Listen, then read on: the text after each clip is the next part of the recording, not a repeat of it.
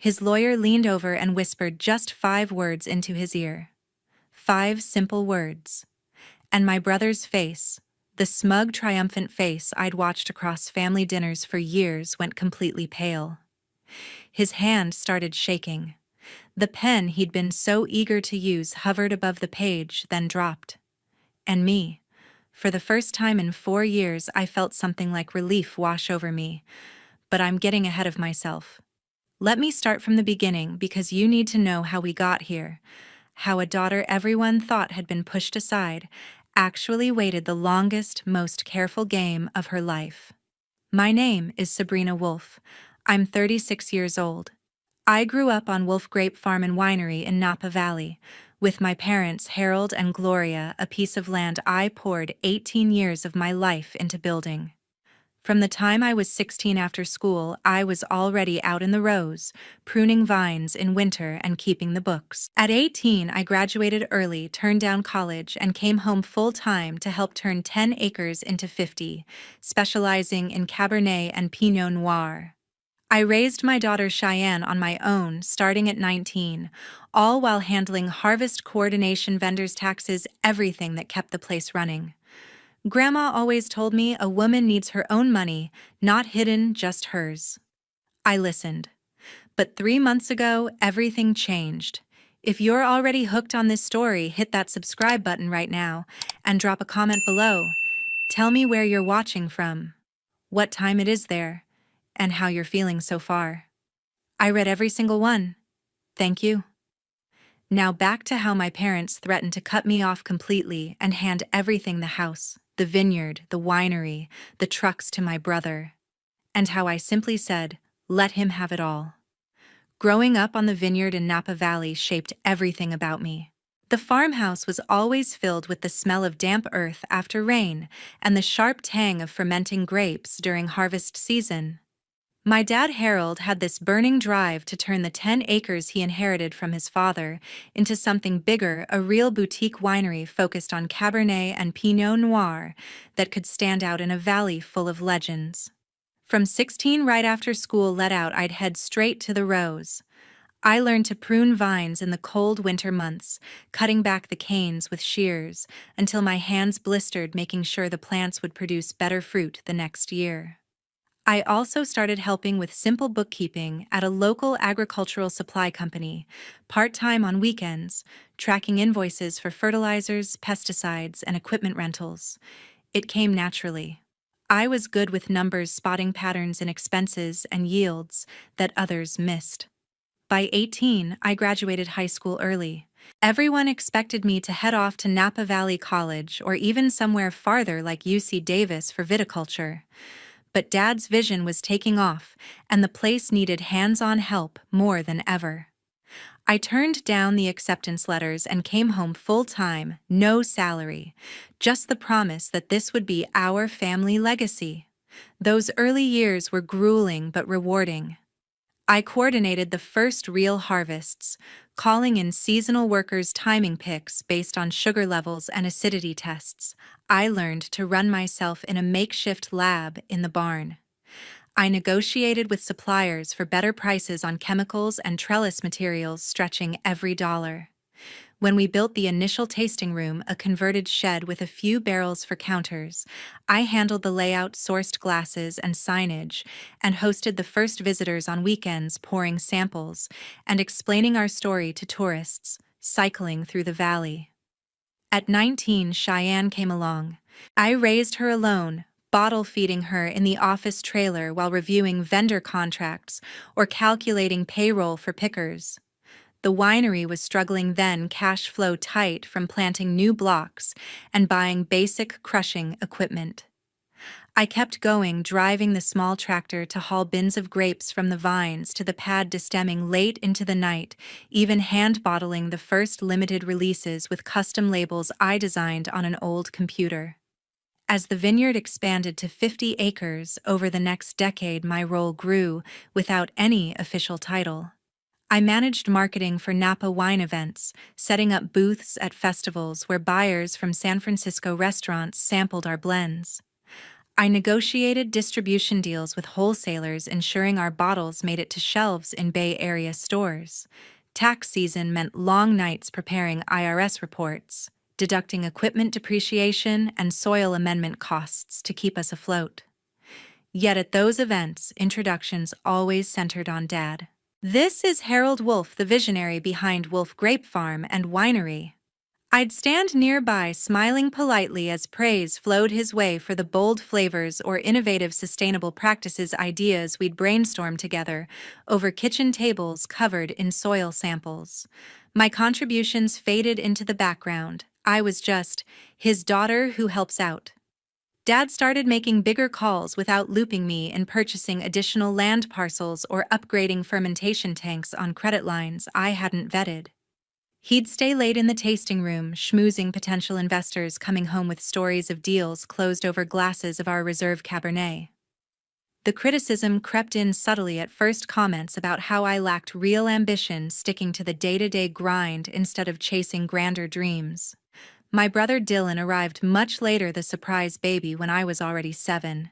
From the start, he was treated differently, spoiled with the best toys, excused from chores that I'd been expected to handle since middle school. He never had to wake at dawn for frost protection or spend summers tying canes in the blazing sun. Mom and Dad shielded him from the hard parts, saying he needed to enjoy childhood, while I kept the operation running smoothly behind the scenes. Over time, the imbalance grated more. I'd pour everything into growing the business, analyzing soil reports to adjust irrigation, researching clonal selections for better disease resistance, building relationships with coopers for oak barrels that elevated our wines. Rewards went to Dad's name on awards and magazine features. Dylan grew up assuming the vineyard would simply be his one day without earning it the way I had. The shift felt gradual, but undeniable. Decisions bypassed me. Praise skipped over my efforts, and the family dynamic tilted further toward favoring the son, who barely lifted a finger for the land that sustained us all. Then 3 months ago, it all exploded during a family dinner in the old farmhouse.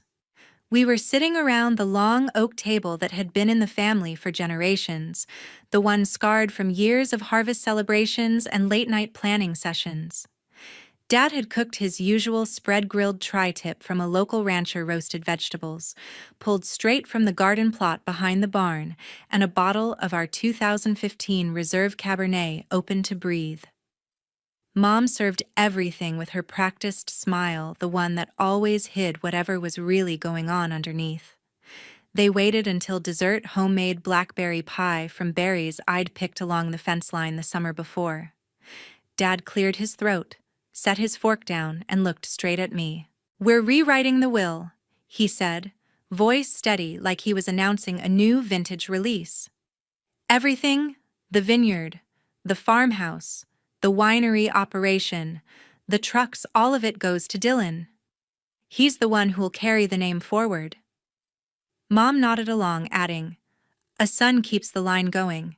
That's how it's always been in families like ours." The words hung there.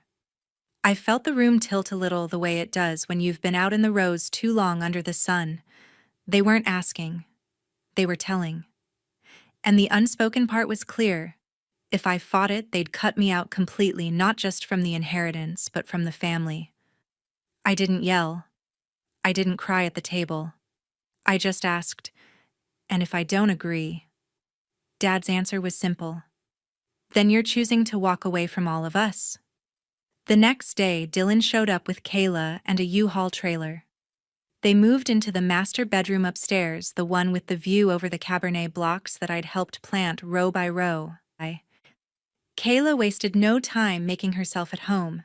She pulled my blender out of the lower cabinet, the one I'd bought after Cheyenne's first birthday, because it handled frozen fruit for smoothies, and whipped up some green concoction while chatting loudly about redecorating the tasting room. They sprawled on the living room sofa that evening, plates balanced on their laps, eating off the everyday dishes I'd picked out during a rare trip to Sonoma years earlier. Kayla laughed at something Dylan said, her voice carrying through the house, as if I weren't standing right there in the kitchen doorway. They talked over me around me like I was already a ghost in my own childhood home. Mom arrived the following afternoon with boxes she said were for storage cleanup. Instead, she went through my old dresser in the guest room I'd been using when I visited, pulling out clothes books, the small jewelry box with pieces I'd collected over decades. She stacked everything in piles on the front porch, dust kicking up in the warm afternoon air. "These can stay for Kayla if she wants them," she said, not quite looking at me. "You won't need them where you're going." She canceled the supplemental credit card they'd kept in my name for emergencies, the one I'd barely used, but appreciated during tight months early on. Then came the gentle suggestion that I start looking for an apartment, somewhere more suitable, maybe in town where it would be easier for Cheyenne's school runs. Trisha Klein, my cousin, who'd always been like an extra sister growing up, started dropping by almost daily. We'd sit on the porch swing with iced tea, and she'd ask how I was holding up, eyes full of concern. I opened up a little, mentioned I was thinking about consulting a lawyer, looking at places in St. Helena because it was closer to good schools for Cheyenne. Trisha hugged me, said all the right things about deserving better. What I didn't know then was how quickly my words got back to Dylan. He'd mentioned details in passing, like commenting that St. Helena rentals were way overpriced for what you'd need. Things only Trisha could have shared. It clicked. Eventually, she'd carried a quiet thing for him since we were all teenagers spending summers together in the vines. The hardest part wasn't the stuff or the space. It was watching Cheyenne navigate it all. She saw Dylan pulling her aside for private talks. Heard him murmur that I was trying to take what rightfully belonged to him and Grandpa. She watched Kayla claim spaces that had always been mine, heard Mom justify it all as keeping the family business intact for the next generation. Cheyenne started pulling back. Conversations shortened to monosyllables. She'd avoid eye contact at dinner, spend more time in her room when we visited the farmhouse on weekends. The distance grew like frost creeping across leaves overnight, slow but undeniable. The ache from that was deeper than anything else they'd thrown at me. Seeing my own daughter question where my loyalty lay, wondering if maybe there was truth to their version of events that hurt, in a way no lost inheritance ever could. I didn't fight back right away. Instead, I made a quiet call to a lawyer I'd known from years handling ag contracts. Kendra Poole had a reputation in the valley for being razor-sharp with estate and business disputes, the type who could dissect a contract clause by clause without raising her voice. Her office was a modest suite above a coffee shop in downtown Napa, shelves lined with thick binders on California probate code and agricultural liens. I sat across from her, spreading out notes from the dinner, the move-in chaos, the porch piles. She listened intently, jotting occasional points, then looked up. "This is classic favoritism in family operations," she said. "We can challenge the will on undue influence or lack of capacity grounds if it comes to probate, but it'll drag through court for years and tear what's left apart." I nodded, but my mind was already elsewhere on the secret I'd carried alone for so long. I found an apartment quickly, a 2-bedroom unit in a complex on the southern edge of town, far enough from the vineyard rows to feel like a clean break, but close enough for Cheyenne's school bus route to the middle school in American Canyon. The place was basic beige carpets, small balcony overlooking a parking lot, but it was mine. I painted the kitchen walls myself one weekend, choosing a soft sage green shade that reminded me of young shoots pushing through soil after winter dormancy. Dylan, meanwhile, flooded social media with his victory lap. Photos of morning light filtering through the vines, Kayla leaning against the tasting room bar with a glass raised captions, gushing about honoring the family legacy in Napa, and excited for the next chapter. Mom commented on every post with emojis and words like "so proud of my boy" and "you deserve this." Word spread fast in the tight-knit wine community. Old vendors called tasting room regulars, texted, even a distributor rep pulled me aside at a supply pickup. "That's bullshit," they said. "Fight it, you built that place as much as anyone." My sister drove up from Sacramento, pacing the apartment living room, insisting I needed an aggressive litigator to take them to the cleaners. Everyone assumed I was broken, too defeated to push back. I let them believe it. The truth went back 4 years to a late night when the harvest dust had finally settled. The crush was over, workers gone home, the barn quiet except for the low hum of refrigeration units keeping juice at temperature. I stayed in the office trailer balancing the books as always, tracking yields per acre, fermentation costs, projected bottle prices for the new releases. A line item jumped out, a large transfer to an unfamiliar bank account. Curiosity turned to concern as I cross-referenced statements. By dawn, I'd pieced it together, stomach knotting tighter with each discovery. Dad had quietly taken out 3 mortgages on the core land and farmhouse.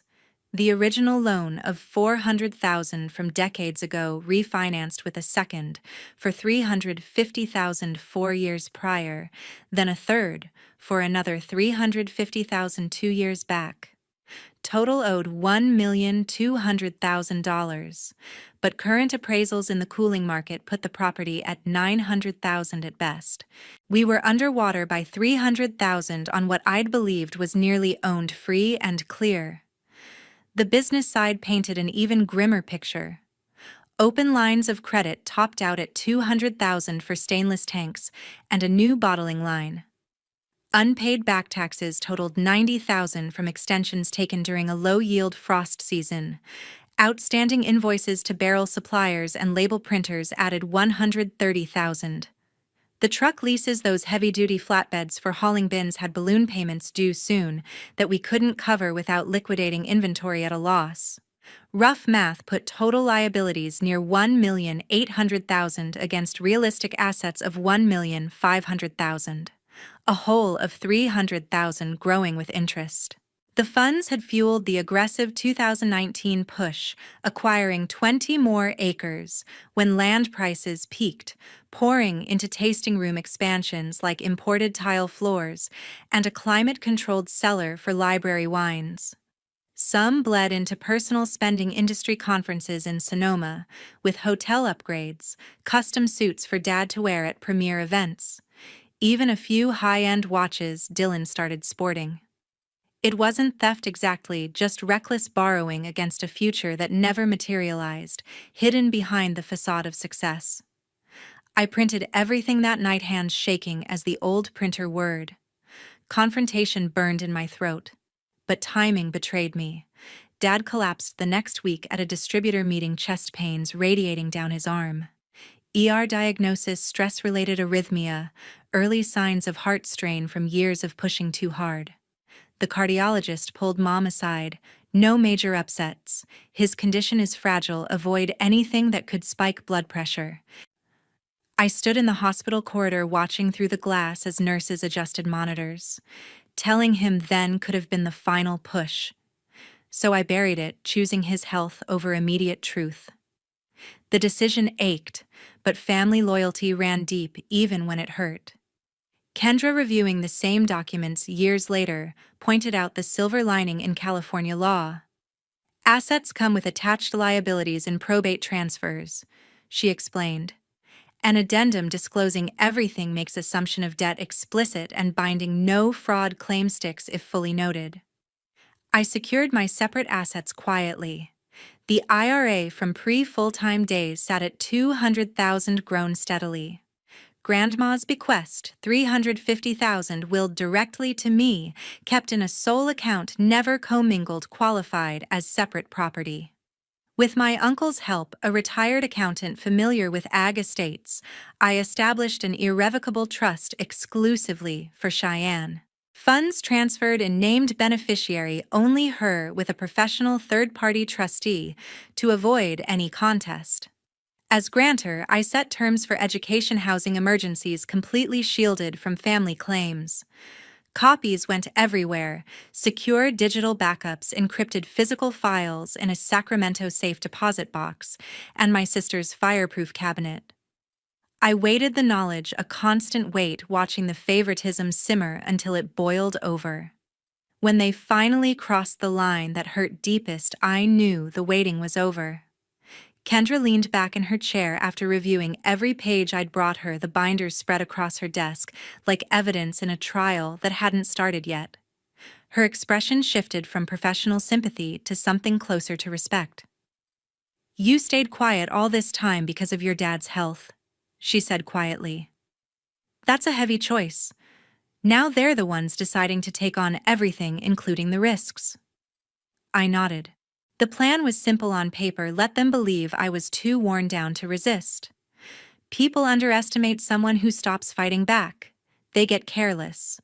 The mediation sessions were held in a conference room at Napa City Hall, neutral ground, with fluorescent lights and a long table that smelled faintly of lemon polish.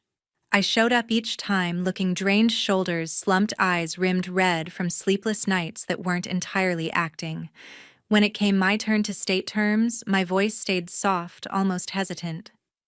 "I just want $60,000 in cash for a fresh start, my personal things, and I won't object to Grandpa and Grandma or my brother visiting Cheyenne whenever they like. The winery has always been Dad's life. I don't want to drag this out." Dylan barely hid his satisfaction. He'd always brushed off paperwork as a waste of time, once skipping a full vendor audit that could have caught overcharges early. He agreed fast, probably thinking he was being generous by accepting crumbs instead of facing a real contest. Word traveled quickly through his circles. He bragged to golf buddies at Silverado Resort about how his sister finally saw reason and took the easy out. Mom spread it at her church women's group, framing it as proof that Dylan was the strong one meant to lead. Flush with confidence, my brother charged a brand new tractor to the business account, $20,000 for a model with all the upgrades, the kind he'd eyed in catalogs for years. He parked it proudly near the barn, snapping photos for his stories. Kayla planned a celebration dinner at a French spot in Yountville we'd only gone to for milestone vintages. They posted sunset shots from the patio overlooking Rose that I'd helped nurture, captioning it about being with the right person at the right time. Trisha kept checking in, phone calls full of concern that felt genuine on the surface. I'd let my guard down during one, voice cracking as I admitted the exhaustion was real. She passed it along. Of course, Dylan started relaxing even more, mentioning casually how I couldn't handle the pressure anymore. Cheyenne's shift started small. She overheard me on a call with the community college counselor discussing tuition savings and part-time options for her future. The numbers didn't match the tight money excuses she'd been fed at the farmhouse. Then came the evening she came home from a weekend visit, quieter than usual. She pulled an old invoice from her backpack, crumpled found tucked in a garage drawer while helping Grandpa organize tools. It was for equipment rental during a season we'd barely broken even. "Mom," she said, spreading it on the kitchen table. "This doesn't add up with what they say about money being fine." I wasn't ready to lay everything out yet. The timing had to be right. "You'll understand more soon," I told her. "Just keep watching." She did. Questions grew in her eyes when Dylan complained about cash flow one visit, but showed off new bottles from a splurge trip to Healdsburg distributors the next. The disconnect gnawed at her. Kendra worked methodically in the background, drafting the addendum that would detail every liability tied to the assets, making transfer of debt undeniable once accepted. 2 weeks before the scheduled signing, Victor called Kendra with concerns. Victor Hale had represented the family for as long as I could remember, drafting contracts for land acquisitions, handling trademark renewals for our label, even navigating water rights disputes with neighboring properties during dry years. He carried a quiet debt to Dad from the late 90s. Harold had quietly co-signed a business loan when Victor's young firm nearly folded under a bad partnership. That history hung in the background whenever they met, a bond of gratitude that made Victor's tone unusually careful that afternoon. "My client is taking on significant property," he told Kendra over speakerphone in her office. "Given the scale the vineyard blocks farmhouse full operation, I'd strongly advise a comprehensive financial review first, just to confirm valuations and check for any outstanding encumbrances." Kendra listened without interrupting, then replied evenly. We'll make all records available for whatever examination is requested. She filled me in later over coffee at a small shop on Main Street away from prying valley ears. Victor's caution made sense. Any competent attorney spotting a transfer this size would flag it. But I knew how it would play out. Dylan dismissed the idea outright when Victor raised it during their final prep session in the same Victorian office building. Absolutely not, he said, leaning back in the leather client chair. I've lived on this land my whole life. I know every acre, every barrel in the cellar. It's worth millions, no question. We're not burning cash on some outsider poking around telling me what I already know. Victor tried again, laying out the risks in measured terms. He referenced standard due diligence protocols for estate transfers, especially intra-family ones, where emotions could cloud judgment later. He even brought up Dad's old favor, gently noting how Harold had always insisted on thorough checks before big commitments. Kayla sat in on part of the discussion, flipping through design magazines for tasting room ideas. She chimed in when the conversation dragged. Let's just get it done, she urged, placing a hand on Dylan's arm. We've got reservations lined up in Calistoga afterwards, spa day, nice dinner. No point delaying for paperwork. Faced with that pressure, my brother signed the waiver that same visit. The document was straightforward acknowledgement that counsel had recommended an independent valuation and audit and explicit declination against advice. He scrawled his name across the bottom without scanning past the header, handed it back, with a satisfied nod, already mentally on to the celebration. The evening before the appointment, a text popped up from him. Appreciate you keeping things smooth. It's what's best for Cheyenne, too. I read it several times under the soft light of the apartment lamp. The message carried that familiar condescension, as if he'd granted me mercy by not escalating. My response was brief. Yes, best for her. I set the phone aside and felt the trust's solidity again. $550,000 growing steadily in Cheyenne's name alone, structured with a neutral third-party trustee to withstand any challenge. No family ties could touch it. Kendra rang around 8:30. Final documents are ready on our side. You good? I surveyed the small living room, the walls now holding a few of Cheyenne's school art projects. The kitchen counter clear, except for a vase of wildflowers she'd picked on a walk. More than good. I've been ready since Dad's hospital scare 4 years back. The signing day dawned bright, typical early summer warmth settling over the valley. Victor's office occupied the upper floor of a restored Victorian on First Street in downtown Napa, windows overlooking tree-lined sidewalks and the occasional tour bus rumbling past. Dylan arrived early, dressed sharp in the charcoal suit he'd worn to our biggest distributor meeting the previous fall. He dangled the keys to the new tractor from one finger as he greeted Victor with a firm handshake, confidence radiating like he'd already won. Kayla lingered in the hallway outside the conference room, legs crossed on a bench, scrolling through resort options on her phone for their planned getaway.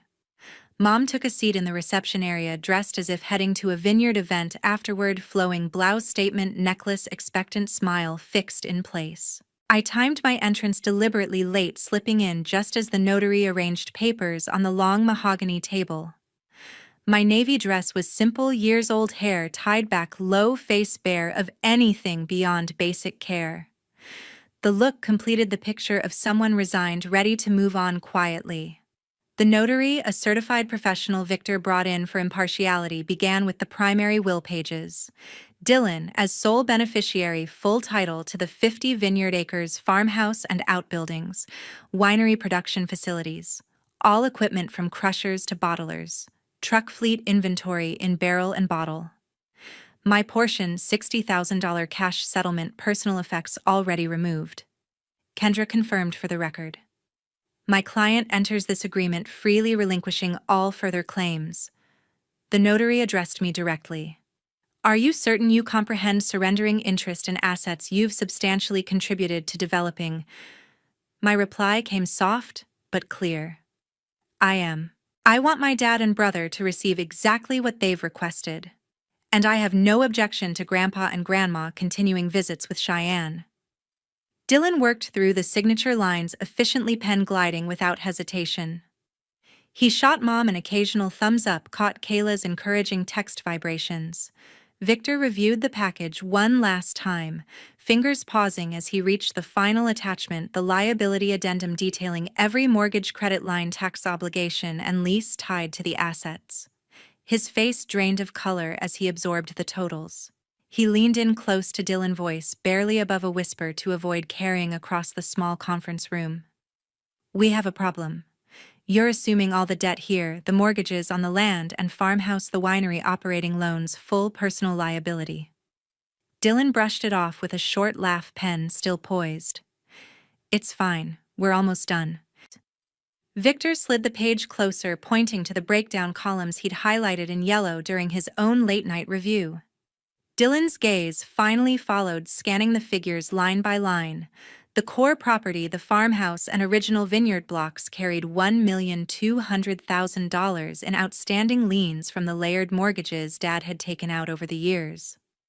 Current market appraisals, adjusted for the recent softening in Napa luxury ag land, valued it at $900,000 at best.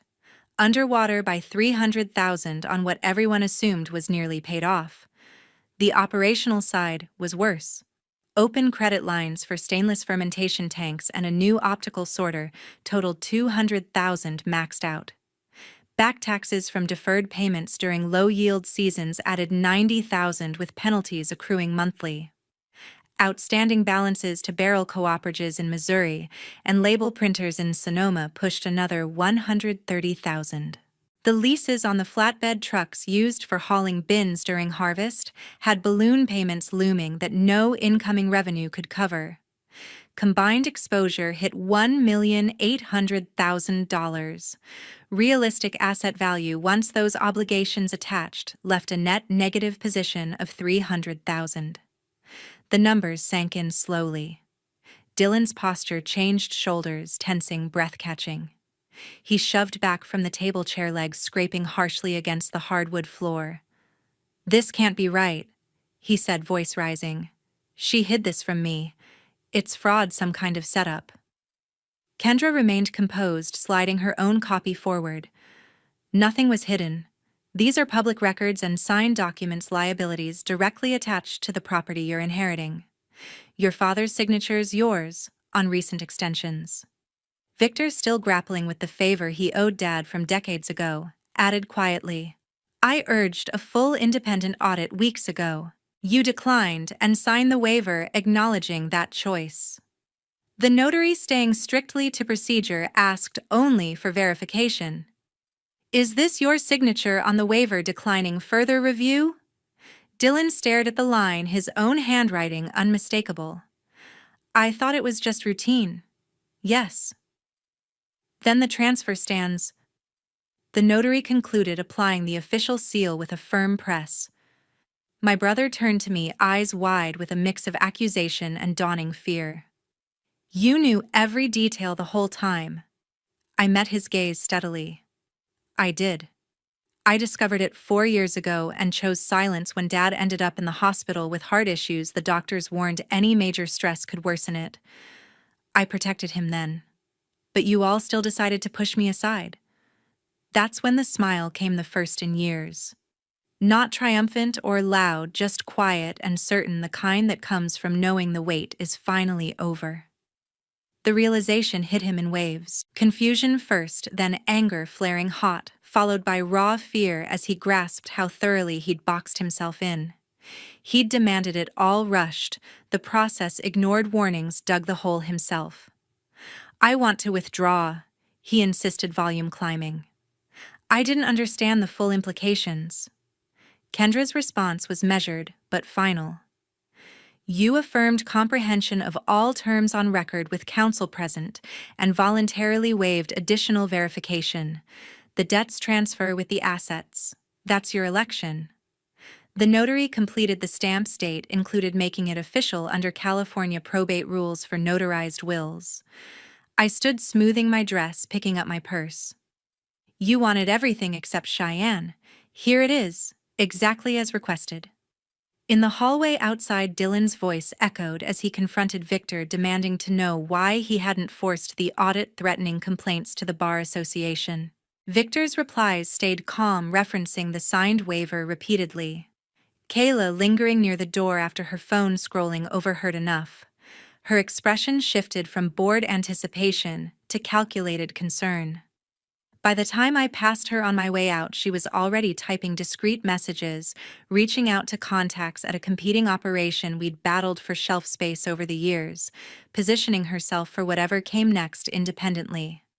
I stepped into the bright Napa sunlight filtering through the downtown oaks, the air carrying faint notes of blooming jasmine from planters along the sidewalk. The weight I'd carried alone for so long lifted completely, leaving only clear space ahead. The fallout arrived quicker than anticipated. Kayla didn't vanish overnight. Instead, she pivoted quietly, leveraging connections she'd made at industry mixers to align with a larger corporate operation that had been circling smaller Napa properties for acquisition.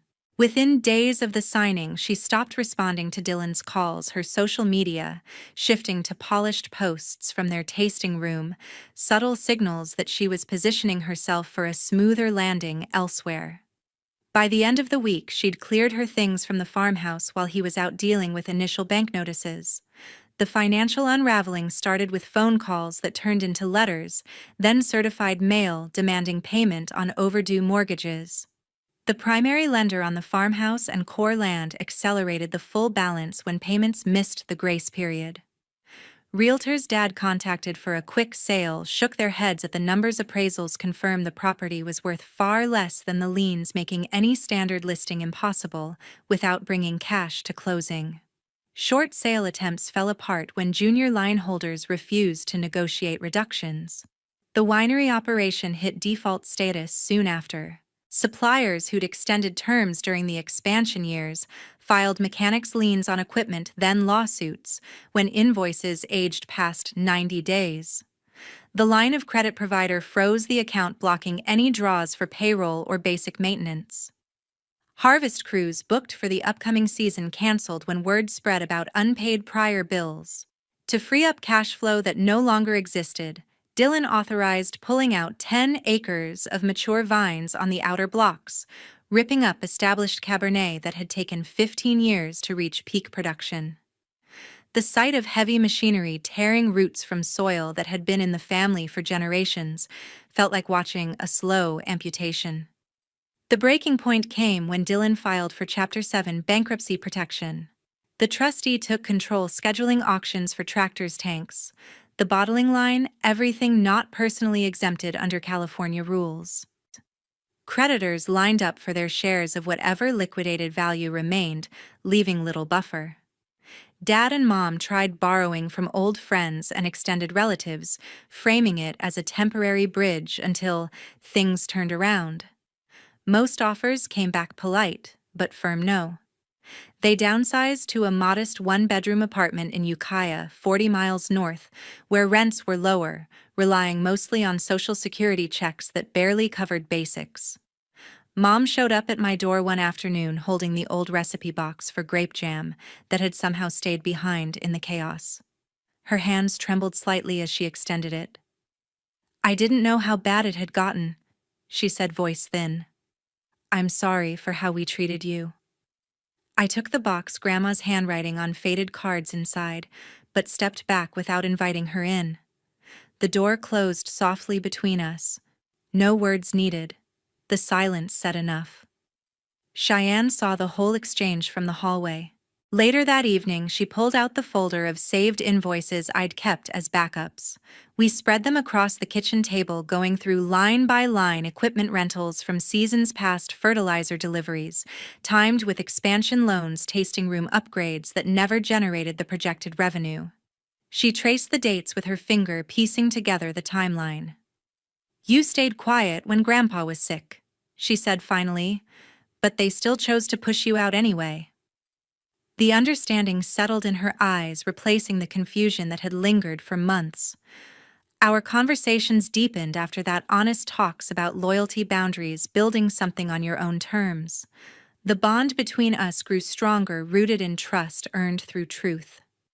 The 60,000 settlement covered first and last month's rent on a better place, closer to Cheyenne's high school, basic furniture that wasn't secondhand, and a buffer for emergencies. I enrolled in grape growing and consulting courses at the Community College Extension in St. Helena, finally pursuing certification in sustainable viticulture practices I'd always wanted to formalize. My first real client came through a referral network for women restarting careers. Sandra, 52 and freshly divorced, had bought a small condo on the edge of town and wanted help turning the blank space into something hers. We started with the kitchen, choosing paint swatches under natural light until we landed on a soft sage green that caught the morning sun just right. When the walls were done and the color dried, she stood back, brush still in hand, and tears came unexpectedly. "This feels like beginning again," she whispered. Months later, Dylan appeared at my doorstep unannounced. He'd lost weight, eyes shadowed from sleepless nights, the confident posture replaced by something slumped. "I messed up," he said. "I didn't see how deep it went. Can you help anyway?" I leaned against the frame, arms crossed. "You all made your choices. Now live with them. Please." "Goodbye, Dylan." The door shut firmly.